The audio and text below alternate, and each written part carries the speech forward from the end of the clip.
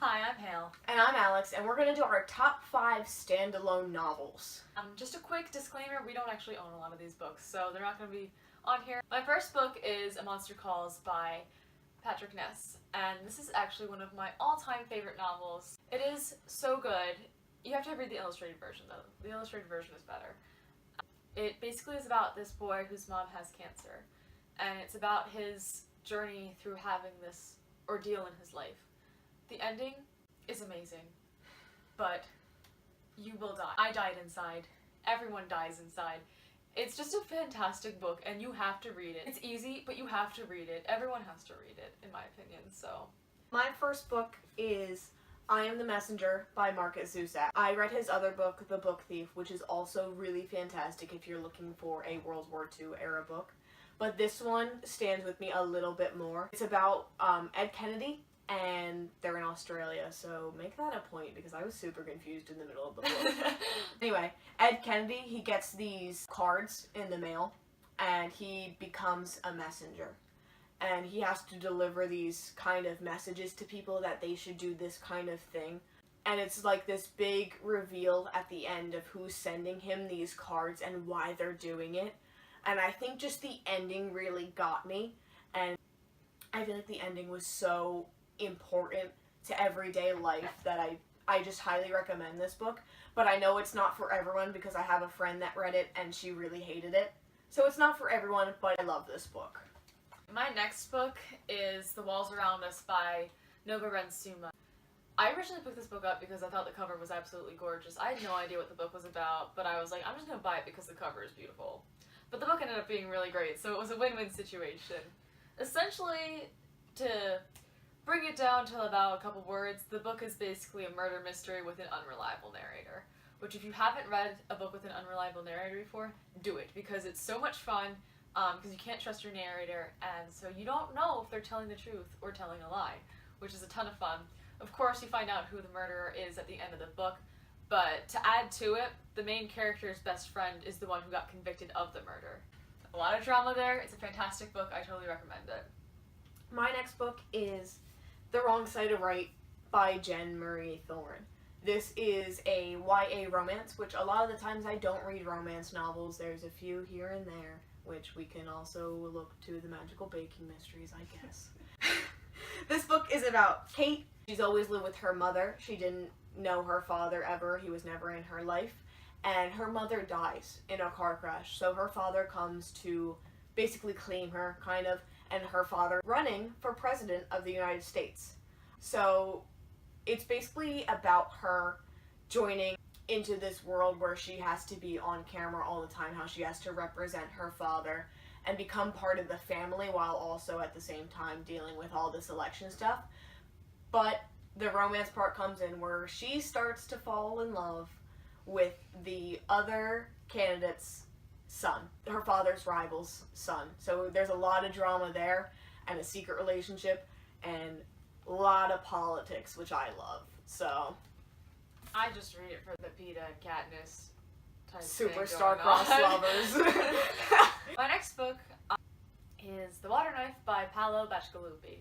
I'm almost positive I butchered his name, so sorry about that. This book is excellent. I would say beautiful. It is really not beautiful. It is extremely gory, extremely gritty. So if you don't like gory themes and main characters who are kind of bad guys, this is not the book for you. It is extremely gritty, like I said. There is no happy ending. There is no happy parts in this book, to be honest.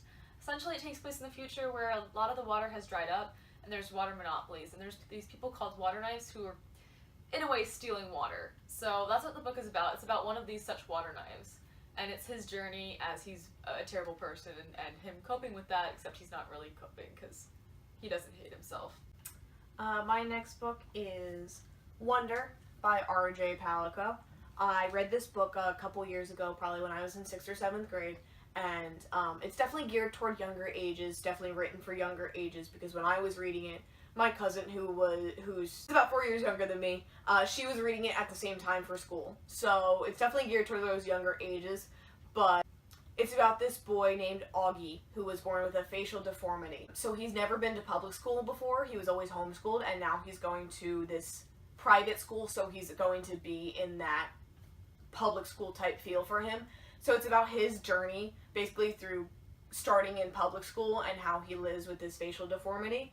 And I think this book just really stayed with me, and the ending really got me. That I think it was just like a really great read, and just really stayed with me, and I think it's really important to read. My fourth book is one that a lot of people don't like, especially people my age, but at the same time, I think a lot of people like it too. So maybe you'll be in that group. Join us. But this book is Fahrenheit 451 by Ray Bradbury. I loved this book. I read it the summer before 8th grade, and I completely adored it. It convinced me to read another one of his books, which unfortunately wasn't as good, so I haven't read another book since then, but I really should. Basically, just set in a world where books are banned and reading is banned as well. Basically, the government has like control over everything. And so if you're found with books, your books get burned. If anything else, you should read it just so you understand all of the references that are made about it, especially in regards to the book burning.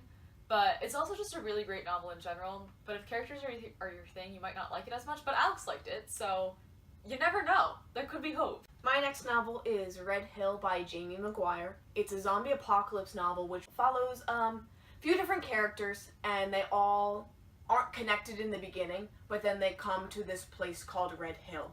And it's during this apocalypse that they kind of come together, one group, and it's their story on how they survive this apocalypse and how, if they get infected, what to do and how they're going to make it through, and there's young kids with them. So it's just a really good read for any zombie apocalypse lovers, or honestly, anyone. It was really, really good. So my last book is It's Kind of a Funny Story by Ned Vizzini, and I would love to say a lot more about this book, but I honestly don't remember enough to say a lot. I read this a couple of years ago, and it's a bit fuzzy in my head. But basically, it's about this guy who has depression, and he's about to commit suicide when he ends up calling a suicide hotline instead. And so he goes to this hospital to try and it's about all of his experiences there, and it's very humorous despite the dark matter. I loved it because I thought it was really funny, and I also liked it because it portrays the depressed character very well, because the author himself had depression and was actually in the same psych ward, so like he really understood what was going on. This is pretty much the only book I've read in this genre, so forgive me if this is actually really bad in comparison to other books. My last book is The Kite Runner by Khaled Hosseini. We had to read it this past year for school, and I was really ready to hate this book because I normally hate books that we read for school. Catcher in the Rye is the main one. But when we read this book, it's about two boys, Amir and Hassan, and it mostly becomes about Amir. It brings back Hassan in some ways towards the end of the book, and it's about these two boys in the 70s, and they live in Afghanistan. And then it becomes the 80s, and it's when the Soviets invaded Afghanistan. And I think the big thing about this book is you really don't get that war aspect. Amir and his father leave Afghanistan and go to America, so you don't get that aspect, and then you have other things that bring him back to Afghanistan at the end, after the Soviets have really left and it's become more the Taliban. So just this book really was super poignant for me, and there was, honestly, I was finishing the book out, and I was at a competition for Irish, and I literally had to stop reading because I was going to start sobbing. It's just so good, and I think it's super important that people read this because it's really, it does have that historical feeling, and it's portrayed really well because Khaled Hosseini did live in Afghanistan and seek refuge in America in 1980. So that's it for this video. Leave a comment down below if you agree, disagree, if you have any recommendations, and that's it. So see you next time. Bye. Bye.